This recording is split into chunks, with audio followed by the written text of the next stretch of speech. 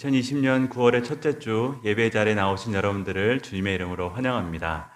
제가 올라오기 전에 유튜브를 잠깐 열어봤는데 한 명 한 명 이렇게 유튜브에 입장하시는 분들을 보니까 교회에 들어오는 분들의 이제 모습처럼 보였습니다. 여러분의 계신 그곳 가운데 하나님께서 함께 하시는 줄로 믿습니다.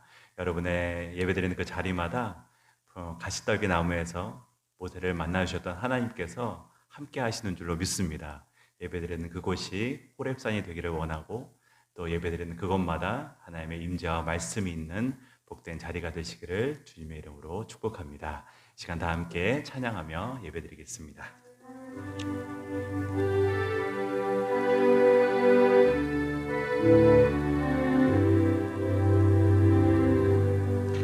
모든 영광을 하나님께, 모든 영광을 하나님께,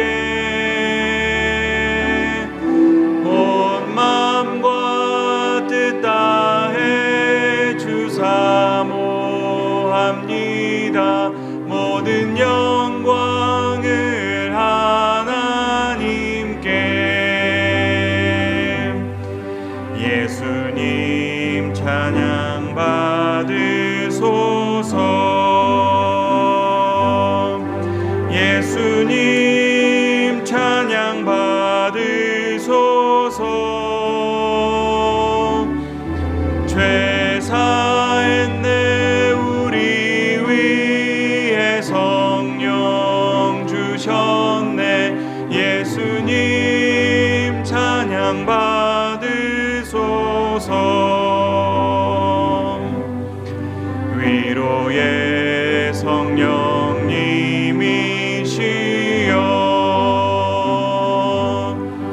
위로의 성령님이시여,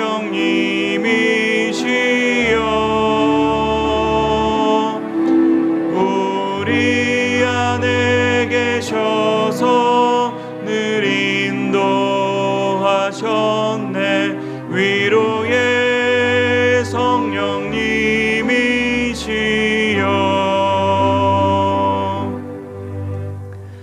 사랑의 하나님 아버지, 지난 한 주간 우리 모두를 주의 날개 아래 품어주시고 보호하여 주시고 또 거룩한 주일을 맞아여 주 앞에 예배드리게 하시니 감사합니다. 지난 주간 참 많은 일들이 우리 가운데 있었습니다. 우리 가까이에 전염병의 소식이 들려왔고 또 큰 폭풍이 지나갔습니다. 그리고 또 다른 폭풍을 기다리는 가운데 주님 앞에 머리 숙입니다. 오늘 우리의 예배의 자리마다 임재하여 주시고 만나 주시며 폭풍 가운데 말씀하시는 주님의 음성을 듣게 하여 주시옵소서. 우리 모두를 새롭게 하시며 우리의 영과 육이 모두 주 앞에 회복되는 은혜의 시간이 되도록 함께하여 주시옵소서. 모든 영광이 하나님의 것입니다. 주님 홀로 영광 받아 주시며 높임 받아 주시옵소서. 예수 그리스도의 이름으로 기도드립니다. 아멘. 다 함께 자리에서 일어나셔서 찬송가 35장 찬양하겠습니다.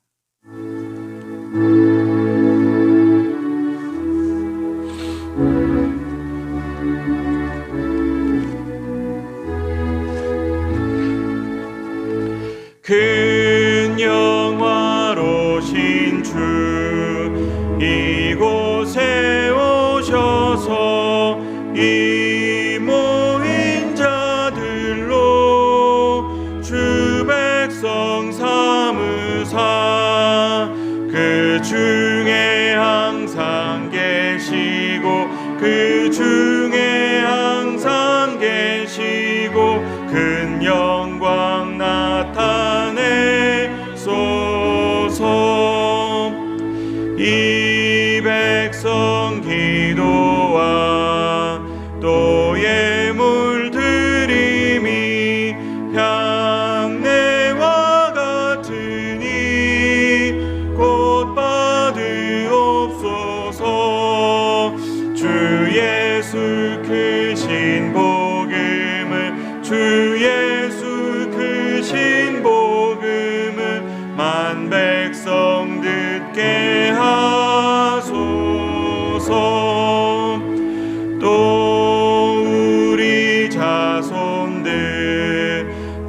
주를 기리고 저 성전 돌같이 기나게 하소서. 주 구원하신 능력을 주 구원하신 능력을 늘 끝날까지 주소서. 주 믿는 만민이 참 진리 지키며 옛 성도들 같이 주 찬송하다가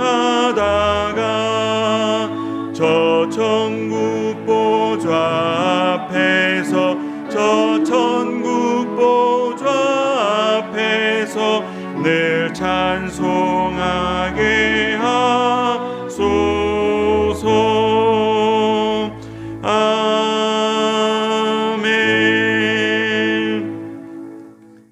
교동문 65번 시편 149편 함께 교독하겠습니다. 할렐루야. 새 노래로 여호와께 노래하며 성도의 모임 가운데에서 찬양할지어다.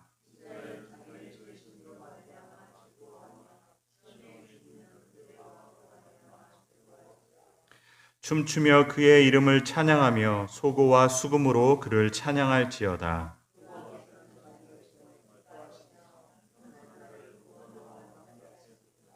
성도들은 영광 중에 즐거워하며 그들의 침상에서 기쁨으로 노래할지어다.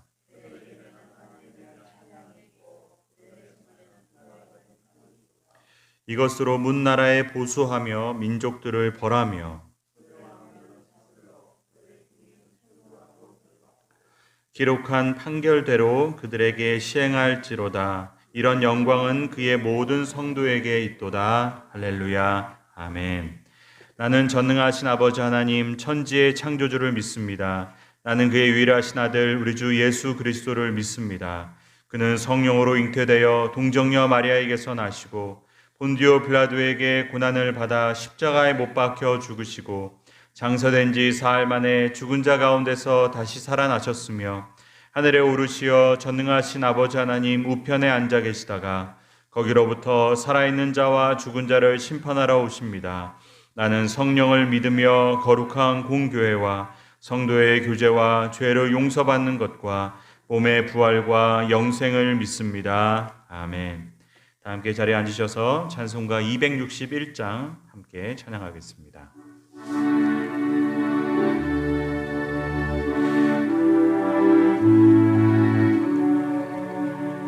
이 세상의 모든 죄를 맑히시는 주의 보혈 성자 예수 그 귀한 피 찬송하고 찬송하세. 주님 앞을 멀리 떠나 길을 잃고 헤맬 때에 나의 뒤를 따라오사 친히 구원하셨도다. 흰 눈보다 더 주의 흘리신 보혈로 이게 씻어 주옵소서. 가시관을 쓰셨으니 피로 얼굴 물드셨고 십자가의 모진 고통 나를 위해 당하셨네. 말로 형용할 수 없는 구세주의 구속하심 그네와 크신 사랑 찬송하고 찬송하세. 흰 눈보다 더 주의 흘리신 보혈로 이게 씻어 주옵소서. 아버지를 멀리 떠나 바른 길을 저버리고 여러 가지 죄악으로 주 수동같이 되었으니 물 같은 것 가지고는 씻을 수가 아주 없네. 주여 귀한 몸의 피로 날 정결케 하옵소서. 있는 보다 더 주의 흘리신 보혈로 이게 씻어 주옵소서. 아멘. 시간 기도드릴 때 장만석 장로님 기도하시고 다 함께 기도드리겠습니다.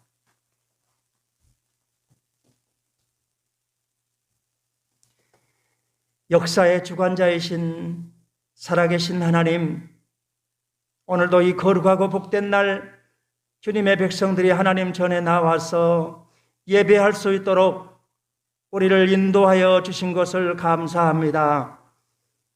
하나님, 그 어느 해보다 길었던 장마와 무더위를 하나님 이기게 하시고 오늘 이렇게 아버지 하나님 9월 첫 주 풍성한 하나님 아버지 결실의 계절을 맞이할 수 있도록 우리를 인도해 주신 것을 감사합니다. 하나님이 여러 가지 어려운 상황 속에서도 이 모양 저 모양으로 우리를 지키시고 은혜 베풀어 주신 것을 감사합니다. 코로나 전염병으로 말미암아 온 세계가 경제가 위축되고 또한 하나님 아버지 모든 사람들이 두려움 가운데 떨고 있습니다. 하나님 불쌍히 여겨주시고 긍휼히 여겨주시옵소서. 열매는 닫을 사람이 없고 닫으면 열 사람이 없는 전능하신 하나님이 이 코로나 전염병을 속히 아버지 소멸시켜 주시고 하나님 모든 열방 가운데 하나님께서 긍휼을 베풀어 주시옵소서. 이 나라와 민족을 하나님이 불쌍히 여겨주시고 정치, 경제, 사회적으로 참으로 어렵고 혼란한 가운데 있습니다. 하나님이 이 민족을 지켜주시고 아버지 사회 전반에 걸친 경제적인 어려운 문제들도 해결되게 하시며 위축된 모든 경제들도 다 풀어질 수 있도록 우리 하나님이 긍휼을 베풀어 주시옵소서. 하나님, 우리 한국 교회를 주님이 불쌍히 여겨주시고 우리 한국 교회가 차별과 혐오의 대상이 되지 않게 도와주시며 하나님 구원과 치유와 화목의 역할을 잘 감당할 수 있는 우리 한국 교회가 되게 도와주옵소서. 영적 지도자들이 자리를 잘 지킬 수 있도록 도와주시고 오늘 세상에 하나님 아버지 우리 한국 교회가 이런 아버지 하나님 정말로 질타를 받고 있는 가운데 있습니다. 하나님, 이것이 우리 한국교회의 성적표라면은 우리 모든 한국교회 5만 5천여 교회가 제 가운데 앉아서 회개하는 심령으로 가슴을 찢고 마음을 찢어 회개하는 심령으로 하나님 다시 설 수 있도록 우리 하나님께서 긍휼을 베풀어 주시옵시고 하나님, 우리 한국교회가 더 겸비하여 겸손하여 하나님 앞에 무릎을 꿇고 세상을 섬기는 우리 한국 교회가 되게 도와주시며 하나님의 사랑을 실천할 수 있는 우리 한국 교회가 되게 도와주옵소서. 특별히 하나님 아버지, 우리 광장교회를 사랑하신 하나님께서 이 지역사회에 좋은 영향력을 미치는 우리 광장교회가 되게 도와주시고 영원히 꺼지지 않는 등불이 되게 해주셔서 이 지역사회의 소망이 되는 우리 광장교회가 되게 도와주옵소서. 하나님, 우리가 주님 전에 나와서 공식적으로 예배할 수 없는 가운데 있습니다. 하나님, 우리 성도들 어디에 있든지 이 예배의 시간 주의 성전을 사모하게 하시며 오늘도 한자리에 모여서 예배할 수 없지만은 하나님 아버지 영상으로 드리는 그 장소에서 말씀을 통하여 성령의 임재를 체험하게 하시고 하나님 사모하는 마음으로 회개하는 마음으로 말씀을 들을 때 우리 심령에 하나님께서 풍성한 은혜로 채워주실 줄로 믿습니다. 오늘 하나님 주의 사자 목사님 주신 말씀을 통하여 우리가 하나님 사랑하고 이웃을 더 사랑할 수 있는 힘과 믿음을 저희에게 허락해 주시옵소서. 하나님 감사합니다. 우리 광장교회 사랑하는 성도들 이렇게 자유롭게 와서 예배드리지 못한 가운데 있지만은 우리 하나님께서 이런 시기에 더욱 하나님 골방에서 주님 앞에 기도하게 하시며 말씀을 더 가까이 할 수 있게 도와주시고 하나님 주님과 더 친밀하게 더 하나님 아버지 친숙하게 교제할 수 있는 시간들이 되게 도와주시옵소서. 한 성도들도 믿음에서 낙오하지 않게 하시고 세상의 마음을 빼앗기지 않게 도와주시고 어려울 때일수록 더욱 주님을 바라보며 주님 앞에 시선을 맞추는 우리 광장교회 모든 성도들이 되게 도와주옵소서. 우리 사랑하는 모든 성도들의 가정과 직장과 사업과 일터를 주님이 축복해 주시고 손으로 하는 모든 일에 하나님이 복을 내려 주시옵소서. 오늘도 아버지 하나님 이 몸된 교회에서 하나님 아버지 아무도 모르게 묵묵하게 헌신하고 봉사하는 손길들을 주님이 기억해 주시고 하나님 저들의 수고가 헛되지 않도록 우리 하나님께서 복을 내려 주시옵소서. 오늘도 귀한 사자 목사님 하나님 아버지의 사랑의 말씀을 선포할 때 주여 우리가 마음의 문을 열고 사모하는 마음으로 이 말씀을 받게 도와주시고 하나님 세상에 나가서 주의 사랑을 실천하며 살아갈 수 있는 우리 모든 성도들이 되게 해 주시옵소서.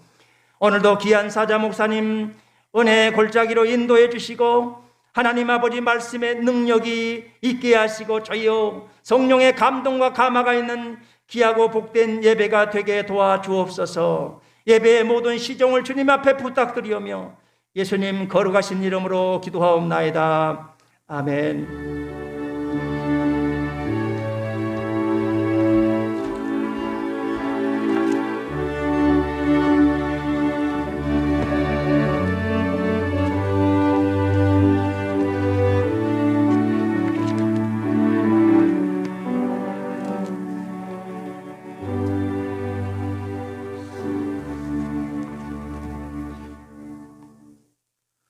오늘 하나님께서 우리에게 주신 말씀은 신약 성경 로마서 13장 8절부터 10절까지의 말씀입니다. 신약 성경 로마서 13장 8절부터 10절까지의 말씀, 하나님의 말씀을 제가 봉독해 드리겠습니다. 하나님의 말씀을 경청하십시오. 피차 사랑의 빚 외에는 아무에게든지 아무 빚도 지지 말라. 남을 사랑하는 자는 율법을 다 이루었느니라. 간음하지 말라, 살인하지 말라, 도둑질하지 말라, 탐내지 말라 한 것과 그 외에 다른 계명이 있을지라도 내 이웃을 내 자신과 같이 사랑하라 하신 그 말씀 가운데 다 들었느니라. 사랑은 이웃에게 악을 행하지 아니하나니 그러므로 사랑은 율법의 완성이니라. 아멘. 오늘도 하나님께서 본문 말씀을 통하여서 우리 모두에게 합당한 은혜 허락하여 주실 줄로 믿습니다. 우리가 흔히 하는 말 중에 답정이라는 말이 있습니다. 이 말은 답은 이미 정해져 있다는 말의 이제 준말입니다. 사실 이 말을 가만히 생각해 보면 우리는 이미 답을 알고 있다라는 것을 의미하는 말 아닌가라는 생각이 듭니다. 때로 우리가 답을 몰라서 고민하는 것 같고 답을 찾지 못해서 갈등하는 것 같지만 사실은 이미 우리는 다 답을 알고 있다는 겁니다.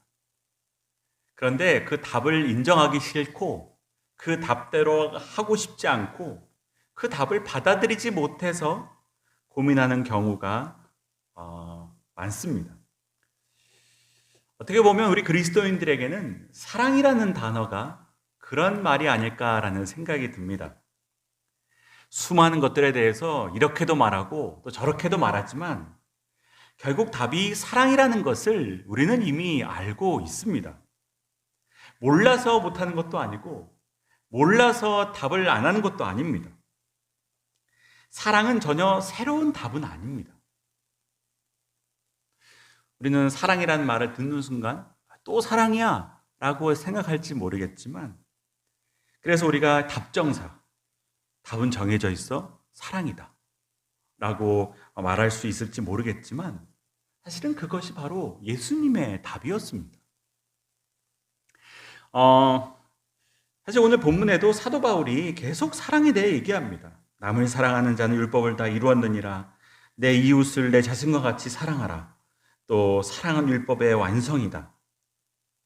사실은 로마 교회 성도들에게 계속해서 사랑을 강조하고 있지만 이것은 사실 사도 바울의 답이 아니라 우리 주님의 가르침이었습니다.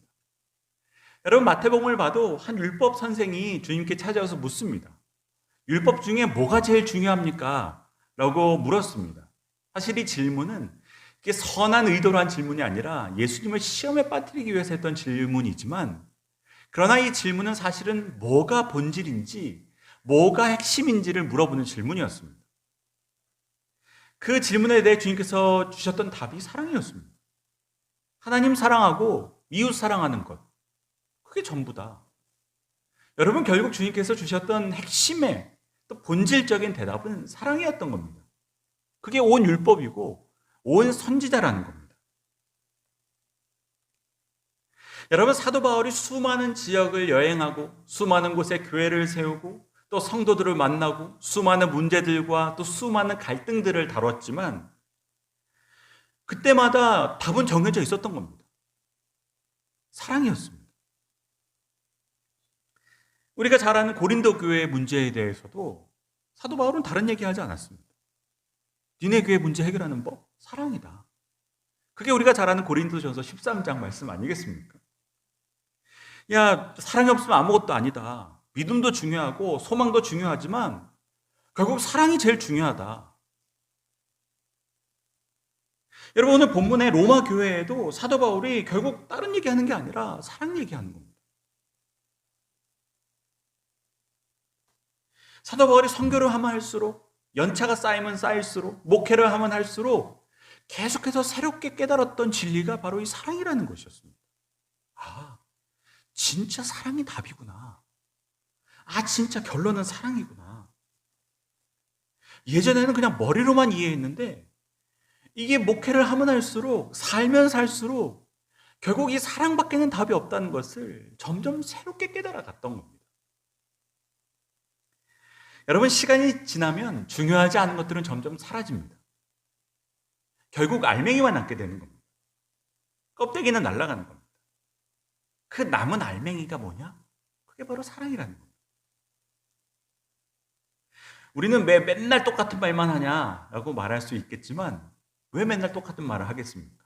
그게 중요하기 때문에 그렇습니다. 여러분, 진리라는 것은 왜 진리냐면 들을 때마다 새로운 깨달음을 주기 때문에 그렇습니다. 진리 자체는 늘 똑같지만 그 사람이 깊어질수록 그 진리에 대해서 더 깊은 것들을 깨닫게 되는 겁니다. 여러분, 사랑이란 말이 그런 것 같습니다. 사랑이란 말씀 자체는 늘 똑같지만 똑같지가 않은 겁니다.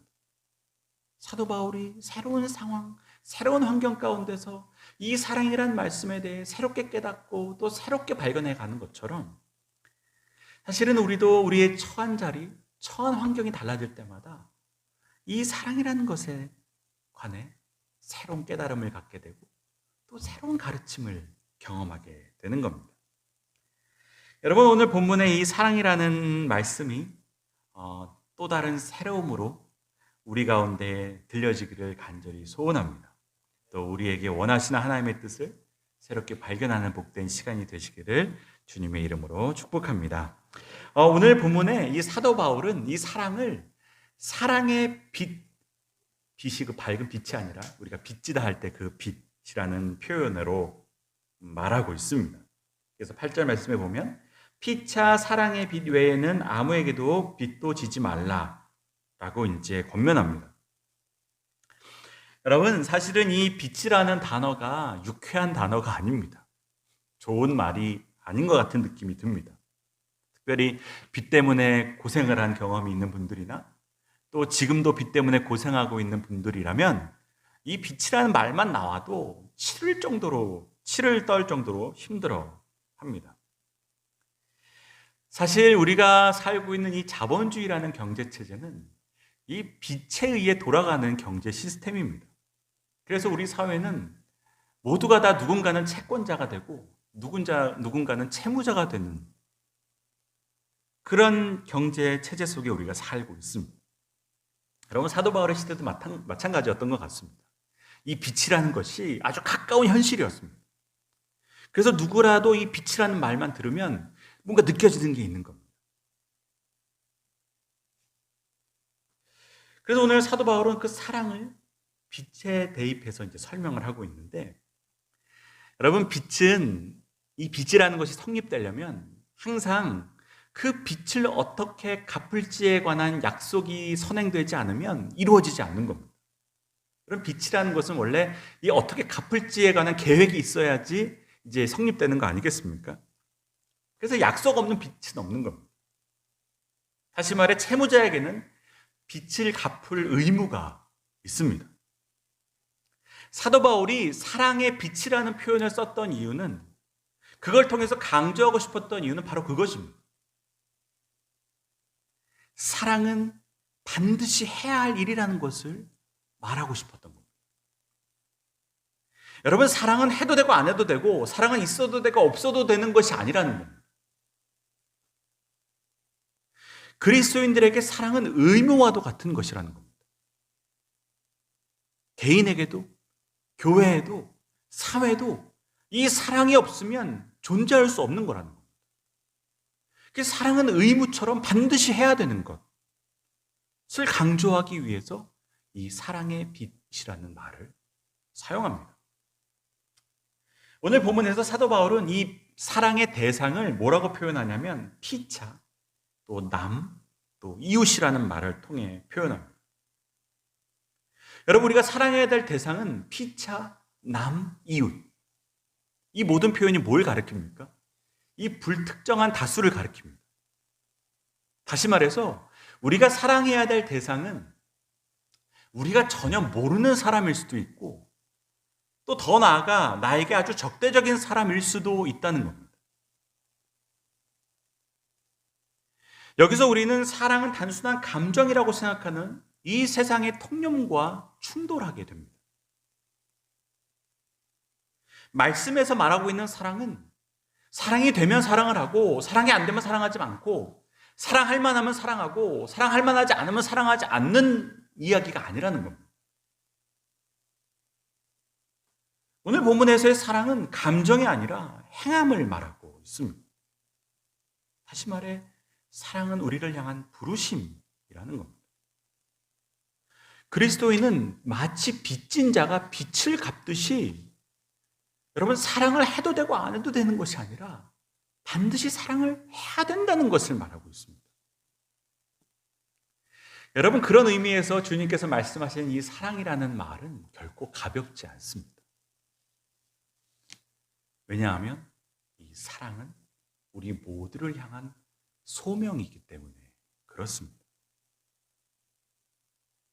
우리는 보통 소명이라고 말하면 목사가 되는 것, 장로가 되는 것, 권사가 되는 것, 집사가 되는 것, 어떤 직업을 갖는 것이라고 생각하지만, 그보다 더 근본적인 소명은 사랑이라는 것입니다. 사랑하라는 것입니다. 그래서 어떤 분 말 맞다나 우리는 이를 악물고서라도 사랑을 해야 된다는 겁니다. 저 사람이 너무 미워서, 너무 속상하게 해서 입에서 거친 말이 나오고 험한 말이 나오려고 할 때 이를 악물고 사랑합니다 라고 이야기를 해야 된다는 겁니다. 그게 오늘 사도 바울이 말하는 반드시 사랑해야 된다는 말의 사실은 의미입니다. 그래서 바울은 여러분 고린도전서에 봐도 모든 성도들이 방언은 못해도, 예언은 못해도, 병은 못 고쳐도 더 큰 은사를 받아야 하고 더 큰 은사를 사모해야 되는데, 그게 뭐냐? 그게 사랑이라는 거예요. 다른 은사들은 있어도 좋고 없어도 상관없습니다. 방언 못한다고 해서 구원 못 받는 것도 아니고, 예언 못한다고 해서 하나님 일 못하는 것도 아닙니다. 그러나 사랑은 해야 된다는 거예요. 사랑하지 않으면 반드시 우리는 예수님의 제자로 살아갈 수 없다는 것을 오늘 본문에서도 바울이 강조하고 있습니다. 여러분, 사도 바울에게는 이 빚진 자로서의 정체성이 있습니다. 넌 누구냐? 라고 물어봤을 때 사도 바울은 자기 스스로를 빚진 자라고 답을 했다는 겁니다. 이 로마서 1장 14절을 보면 사도 바울이 자기를 그렇게 이제 소개합니다. 헬라인에게나 야만인에게나 지혜 있는 자에게나 어리석은 자에게나 내가 빚진 사람이다. 여러분, 이 말은 사도 바울이 예수님을 만난 이후로는 스스로 빚진 자로서 살아갔다는 겁니다. 빚진 자의 마음으로 살았다는 것을 의미합니다. 그 빚이라는 게 뭐겠습니까? 예수 그리스도께서 십자가를 통해서 내게 주신 그 어마어마한 사랑을 말하는 겁니다.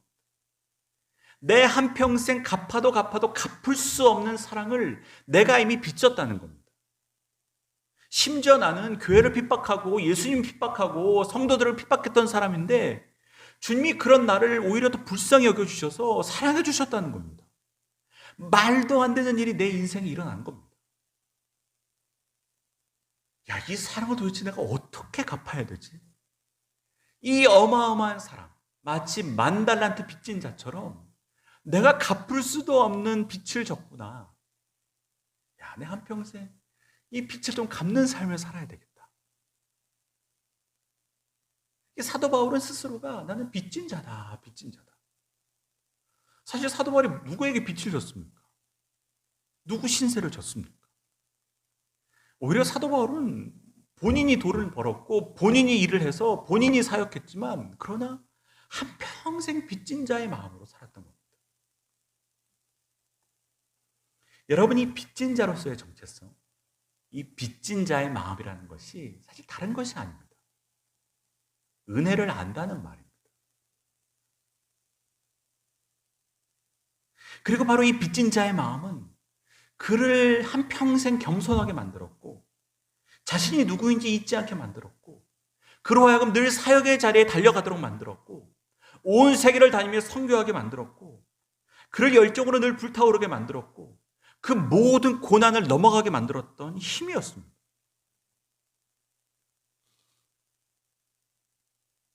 그리고 여러분, 사도 바울이 말하는 이 빚진 자라는 것은 예수님께만 받은 사랑일 뿐만 아니라 그가 선교하는 동안 만났던 수많은 동역자들, 그를 위해 기도했던 수많은 성도들을 향해서도 같은 마음이었던 겁니다. 야, 내가 사랑을 갚으려고 이렇게 열심히 목회도 하고 선교도 하고 일도 하는데 오히려 더 많은 사랑의 빛을 지고 있는 겁니다. 가는 곳마다 성도들이 더 많은 사랑을 주는 겁니다. 동역자들이 더 많은 사랑을 내게 허락해 주는 겁니다. 사도 바울이 깨달은 게 뭐냐면, 야, 내가 사랑을 갚으려고 하면 할수록 더 많은 빛을 지게 되는구나. 야, 이 사랑의 빛이라는 게 평생 갚을 수가 없겠구나. 야, 어떻게 이렇게 되지?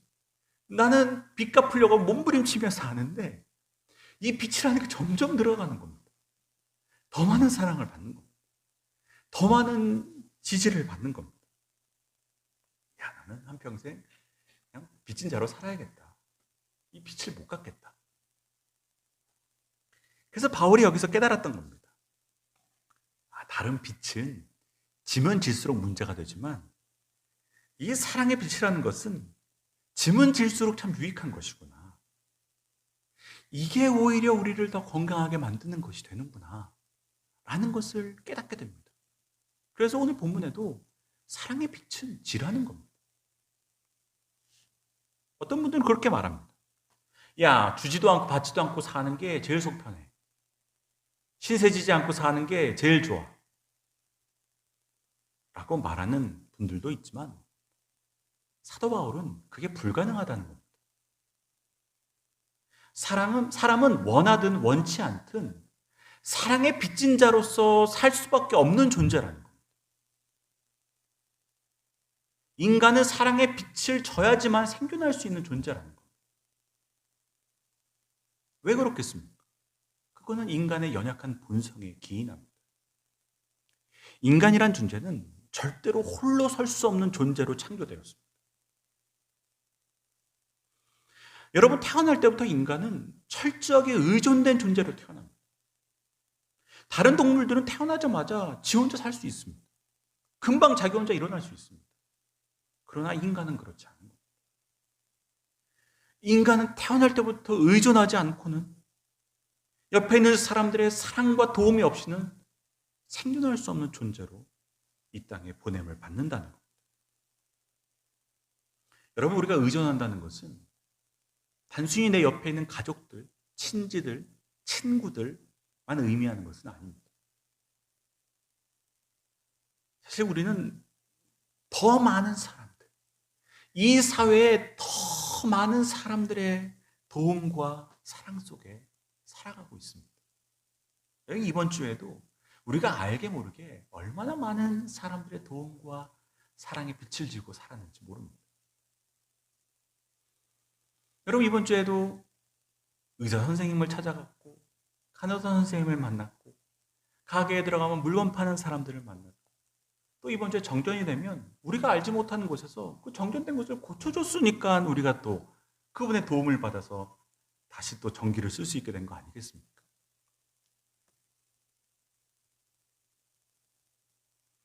여러분, 이 근대가 우리에게 남긴 환상 중에 하나가 인간은 독립적이고 자기 충족적인 개인이라는 말입니다. 이 말은 우리 모두를 다 파편처럼 흩어버렸습니다. 사랑의 빛도 필요 없는 존재인 것처럼 착각하게 만들었습니다. 그러나 우리가 우리 스스로를 압니다. 우리가 얼마나 연약한 존재인지, 우리가 얼마나 의존적인 존재인지. 그래서 여러분, 사랑의 빛은 선택이 아니라 필수입니다. 여러분, 그렇게 우리 주변을 바라보게 된다면 우리 옆에 있는 모든 사람들이 얼마나 다 소중한 존재인지 모릅니다. 저분들이 존재함으로 내가 존재할 수 있는 겁니다. 저분들이 살아있음으로 내가 살아있을 수 있는 겁니다. 그렇게 우리는 서로 사랑의 빛을 서로에게 지으며 살아가고 있는 겁니다. 주님께서는 또 오늘 본문에서 사도 바울은 우리에게 바로 그것을 말하고 있는 겁니다. 우리가 회복해야 될 시선은, 우리가 회복해야 될 마음은 바로 이 빚진 자로서의 시선이고 이 빚진 자로서의 마음이라는 겁니다.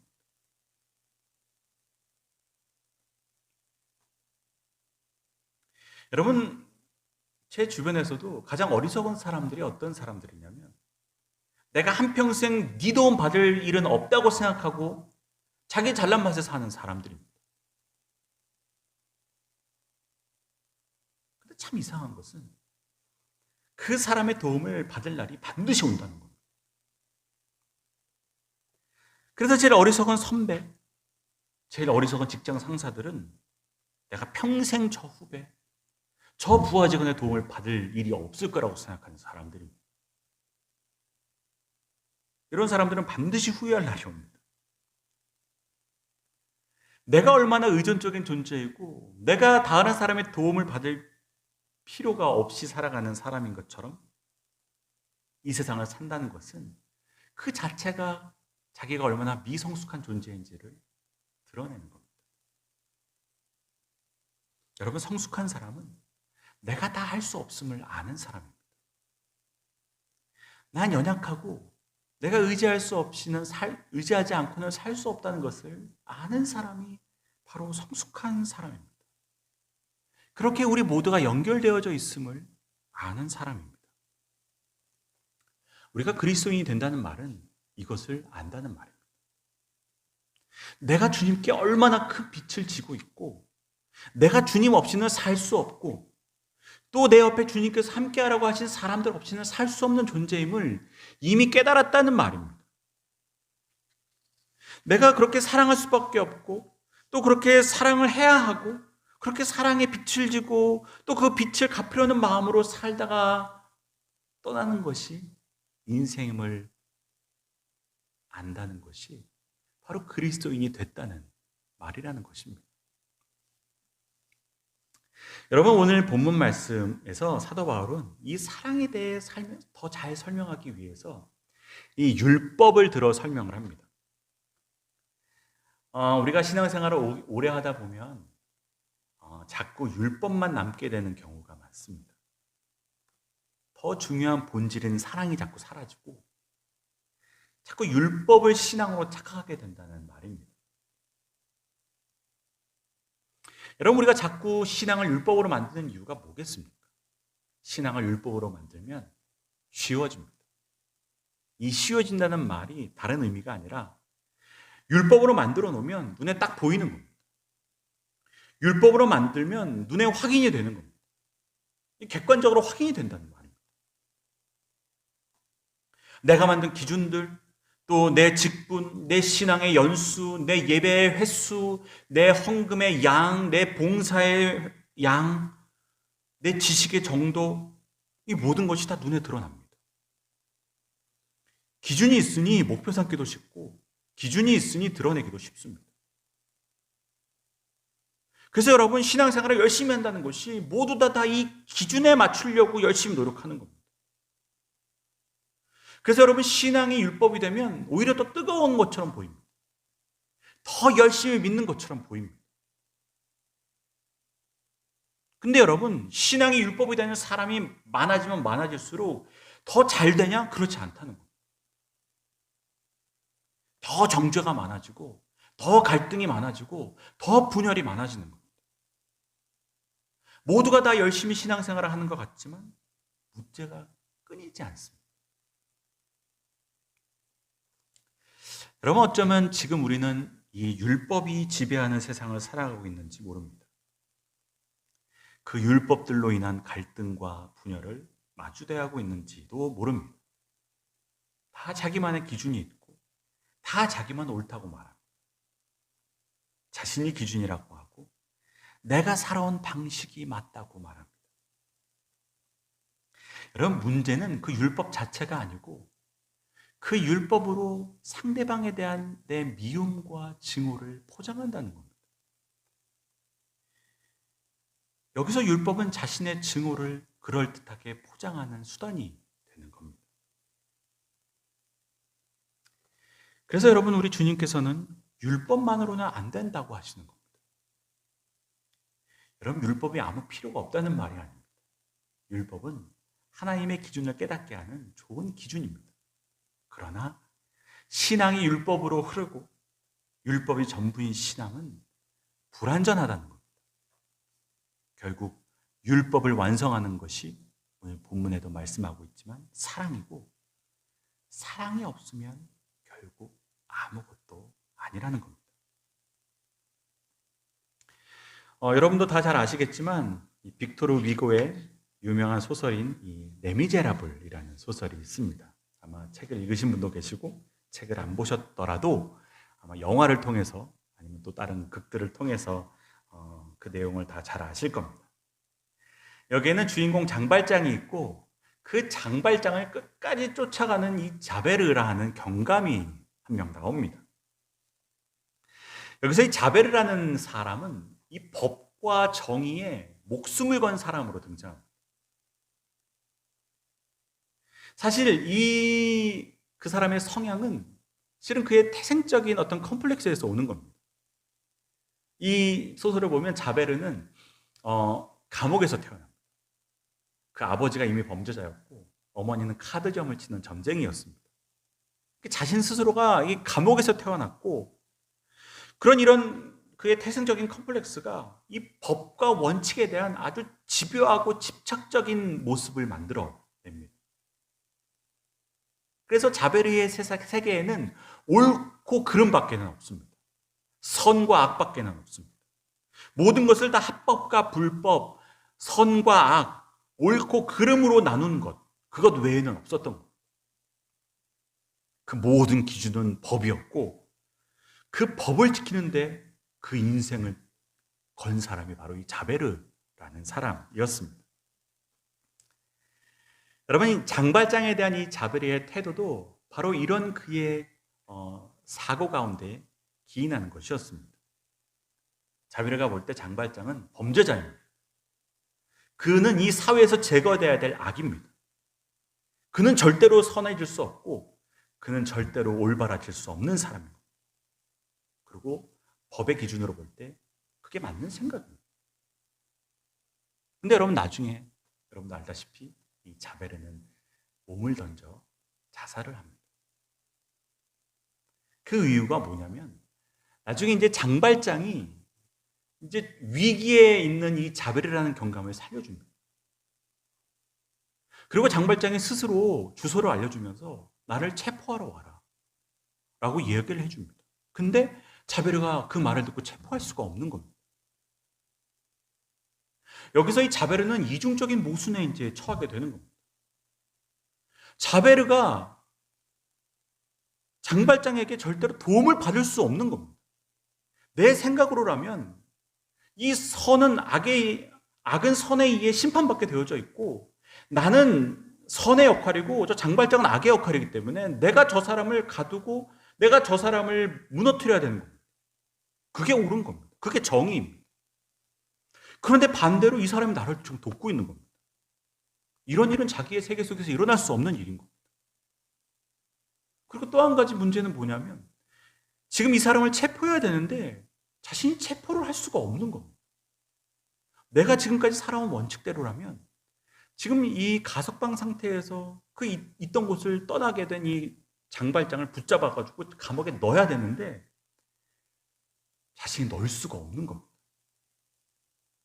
여기서 이 이중적인 모순을 경험하면서 자베르는 한평생 그가 쌓아왔던 자신의 세계가 무너지는 것을 경험합니다. 그리고 이것을 버틸 수가 없는 겁니다. 그래서 그는 몸을 던져서 자살로서 생을 마감합니다. 빅토르 웨고가 이 소설의 제목이 Les Miserables 아니겠습니까? 영어로는 The Miserables, 불쌍한 사람들이라는 말입니다. 어떻게 보면 이 소설 속에 정말 불쌍한 사람은 바로 이 자베르일지도 모릅니다. 자기 자신도 상대방도 사랑하지 못하고 용서하지 못했던 사람. 여러분, 빅토르 위고는 이 소설을 통해서 결국 법도 중요하고 옳고 그름도 중요하지만 결국 우리를 온전케 만드는 것은 사랑이고 용납이라는 것을 말하고 있는 겁니다. 여러분, 이 빅토르 위고라는 사람 자체가 이 프랑스 대혁명의 시기에 살았던 사람입니다. 그 격변의 시기에 그 스스로가 공직에 머물면서 정치를 했던 정치가이기도 합니다. 여러분, 그가 살았던 시절에 혁명이 한두 번이 아니었습니다. 우리 세계사 시간에 배우는 6월혁명, 7월혁명, 2월혁명. 여러분, 수많은 그 격변의 시기, 사회적으로 극렬히 갈등하고 서로 돌을 던지고 총을 쏘고 칼을 겨눴던 그 시기를 살아가면서 빅토르 위고가 이 소설을 쓴 겁니다. 모두가 서로 옳다고 말하는 그 시대, 그 사회에 필요한 것은 그들이 외치던 그런 옳고 그름이 아니었다는 겁니다. 사랑이라는 말입니다. 용납이었다는 것입니다. 여러분, 영어 표현 중에 love will find a way 라는 말이 있습니다. love will find a way. 이 말은 이제 직역하면 사랑이 길을 찾아줄 것이다 라는 말로 번역할 수 있을 겁니다.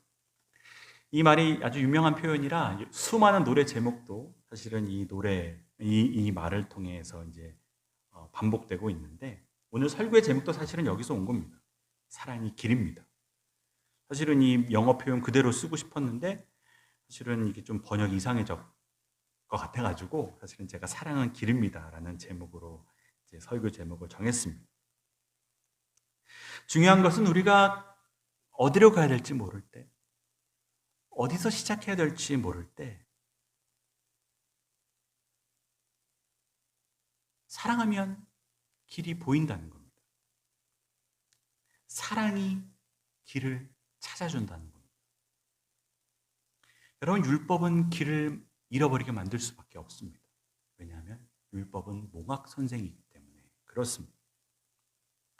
우리가 길을 잃은 이유는 사실 따지고 보면 다른 것이 아닙니다. 사랑을 잃어버렸기 때문입니다. 길을 찾고 싶다면 먼저 사랑해야 될 줄로 믿습니다. 사랑이 길을 찾아줄 것입니다. 여러분, 우리의 마음 가운데 사랑이 있는지를 한번 확인해 보시기를 바랍니다. 내 삶의 길을 잃어버렸던 것처럼 느껴질 때, 또 내 삶의 길이 어디인지를 확인하고 싶을 때, 우리는 길을 찾지 말고 내 안에 사랑이 있는지를 먼저 확인해야 합니다. 사랑하면 길이 보입니다. 사랑이 길입니다. 그렇게 주님의 말씀처럼 사랑하며 우리의 삶의 길을 발견하는 저 여러분들이 되시기를 주님의 이름으로 축복합니다. 기도드리겠습니다. 살아계신 하나님, 우리는 길이 없어 길을 찾는다고 말합니다. 무엇이 길인지 밤새도록 고민합니다. 그러나 그 가운데 내 안에 사랑이 있는지는 생각하지 못하고 살아갑니다. 주님, 이곳에서 살기가 참 힘들 때, 내가 처한 현실이 너무 어려울 때, 우리는 어떻게 하면 이곳에서 벗어날 수 있을까? 어떻게 하면 이곳에서 헤어나올 수 있을까를 고민하기 전 먼저 내 안에 사랑이 있는지를 돌아보게 도와주시고, 내 안에 사랑이 회복되게 도와주시고, 그렇게 하나님을 사랑하고 그렇게 내 이웃을 내 몸과 같이 사랑하는, 그래서 우리 주님께서 우리에게 원하시는 사랑의 율법을 완성하며 살아가는 인생이 될 수 있도록 주님 은혜를 더하여 주시옵소서. 이 시대가 사랑이 필요합니다. 우리가 사는 사회가 사랑이 필요합니다. 우리 교회가 사랑이 필요합니다. 주님, 사랑하게 도와주시고, 내 옆에 있는 사람 때문에 내가 살아가고 있음을 기억하게 도와주시고, 한평생 사랑의 빚진 자로 그 사랑의 빛을 갚으며 살아가는 저희들 될 수 있도록 주님 은혜를 더하여 주시옵소서. 예수 그리스도의 이름으로 기도드립니다. 아멘. 시간 다 함께 찬송가 452장 찬양하겠습니다.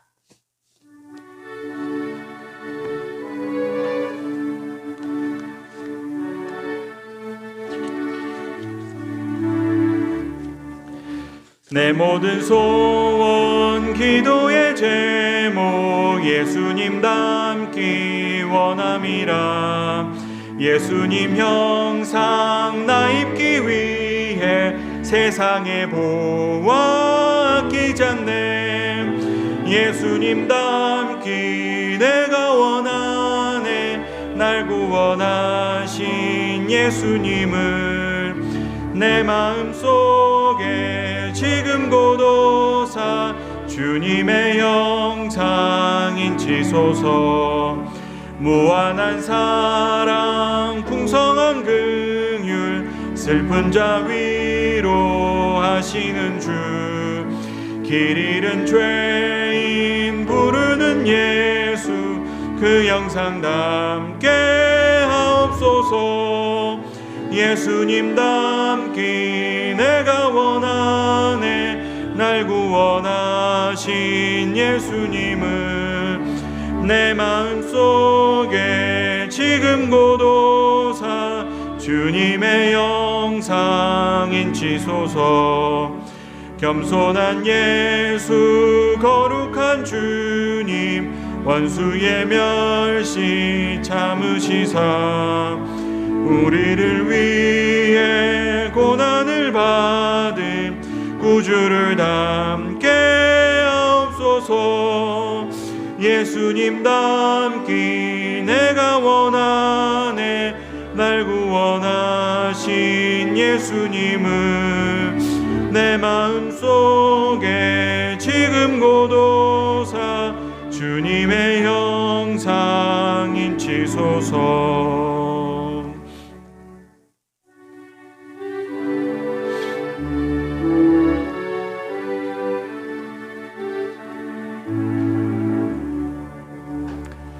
내게 있는 모든 것을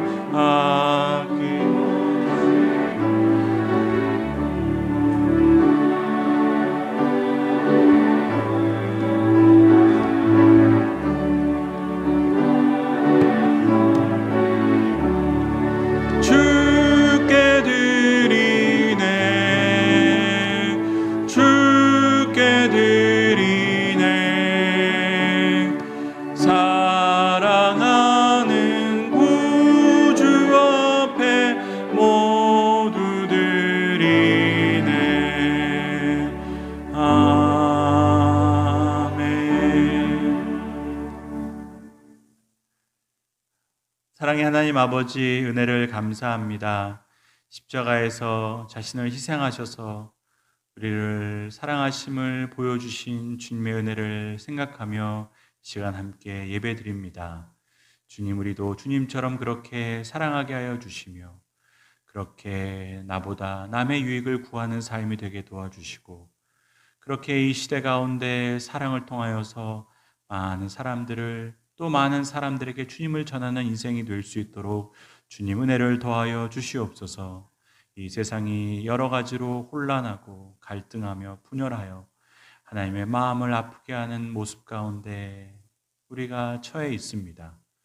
주님께서 우리를 향하여서 서로 사랑하라 라고 말씀해 주신 그 음성을 다시 기억하며 우리가 사랑하는 사람들이 되게 하시며 사랑을 통하여서 주님을 드러내는 인생이 될 수 있도록 주님 함께하여 주시옵소서.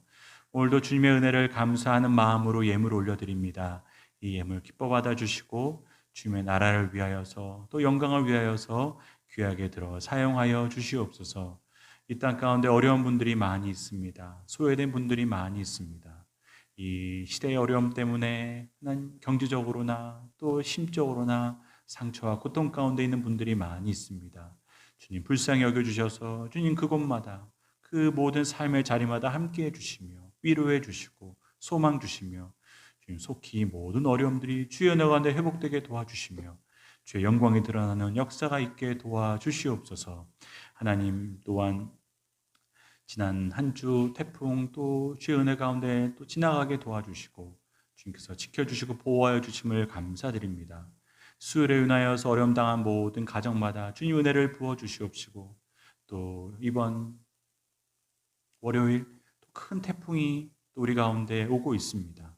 하나님이 모든 풍랑이 지나가게 도와주시고 많은 피해 없도록 도와주시옵시며 일로 인하여서 하나님 생업을 잃거나 집을 잃거나 또 가족을 잃어버리는 분 한 분도 없게 도와주시옵시고 하나님의 은혜 가운데 주의 샬롬의 은혜가 하나님 가정마다 또 지역마다 넘칠 수 있도록 주님 함께하여 주시옵소서. 하나님 이 나라 이 민족 붙잡아 주시며 주님께서 주시는 은혜 하나님 잃어버리지 않게 도와주시옵시고 이 땅 가운데 은혜가 넘치는 땅이 되게 도와주셔서 이 민족이 제사장의 나라가 되어 온 세계 열방 가운데 그 은혜와 샬롬을 퍼뜨리는 은혜의 통로가 될 수 있도록 주님 역사하여 주시옵소서. 이 귀한 사명을 위하여서 이곳 울산의 광장교회 세워주셨습니다. 주님께서 주신 이 사명 잘 감당하는 교회 되게 도와주시옵시고 이 지역에 소망과 희망을 주는 교회가 되게 도와주시며 주의 복음을 통하여서 많은 사람들을 죽음에서 생명으로 인도하는 교회가 될 수 있도록 주님 들어 사용하여 주시옵소서. 우리 모든 성도들이 이 사명 가운데 부르심을 받았사오니 삶의 자리에서 그렇게 하나님께서 기뻐하시는 교회로서 살아가게 도와주시옵시고 그렇게 많은 사람들을 주님께로 인도하는 주의 사랑의 통로가 될 수 있도록 은혜를 베풀어 주시옵소서. 하나님 이 시간 기도하는 모든 기도의 제목들마다 응답하여 주시옵시고 저들의 삶을 통하여서 주의 역사하여 주셔서 하나님께서 주신 은혜가 하나님께서 주신 또 사랑이 우리를 통하여서 넘쳐나는 하나님 복된 하루하루가 될 수 있도록 주님 일상의 삶의 자리마다 함께해 주시고 동행하여 주시며 역사하여 주시옵소서. 예수 그리스도의 이름으로 기도드립니다. 아멘.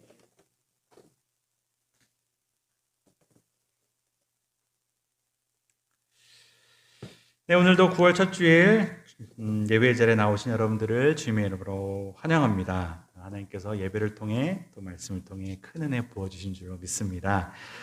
잠시 광고 드리겠습니다. 여러분들 태풍으로 인해 또 코로나19 지역 확산으로 인해 피해가 계속 이어지고 있습니다. 여러분들 나라를 위해 민족을 위해 또 일선 관계자들을 위하여서 계속해서 열심으로 기도해 주시기를 부탁드립니다.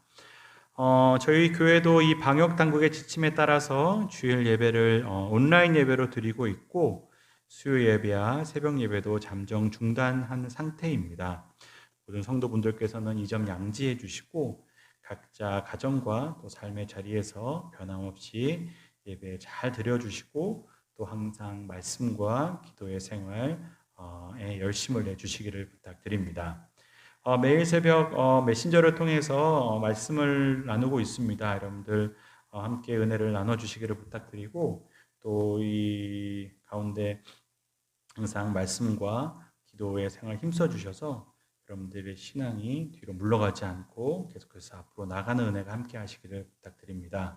그리고 사실은 앞으로도 이제 어떻게 진행이 돼야 될지 아직 뭔가 확정이 된 상태는 아닙니다. 지금 모든 상황들이 굉장히 이제 변동이 심하고 변화가 심해서 일단 지역에서도 이번 주 토요일까지 일단 사회적 거리두기 2단계를 실시한다고 말해서 다음 주 예배는 저희들이 혹시 가능하다면 이제 정상적으로 드릴 생각을 하고 있지만 어떤 요즘 계속 같은 이 주변과 지역에서 확산이 심해서 어떻게 될지는 잘 모르겠습니다. 여러분들 위해서 기도해 주시고 우리가 이웃을 사랑하는 마음으로 이렇게 온라인 예배를 드리는 것 기억해 주시고 교회가 이 지역을 위해서 계속해서 선한 영향력을 끼칠 수 있도록 협조해 주시기를 부탁드립니다.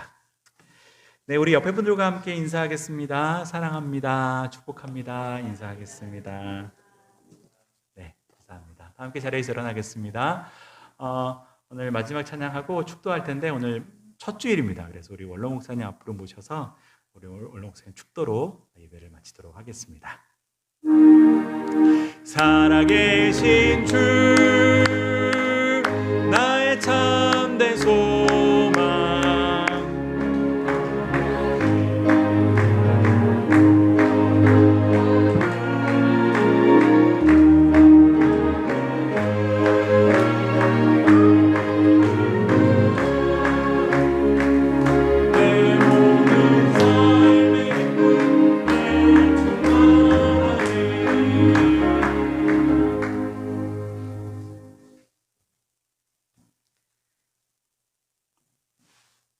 지금은 우리를 죄에서 구원해 주시려고 십자가에 못 박혀 돌아가신 우리 주 예수 그리스도의 은혜와 하나님의 만극하신 사랑과 성령님의 역사하심이 오늘 또 사랑의 길을 가기를 다짐한 우리 모든 성도들 머리 위에 이제로부터 영원토록 함께 하시기를 축원하옵나이다. 아멘.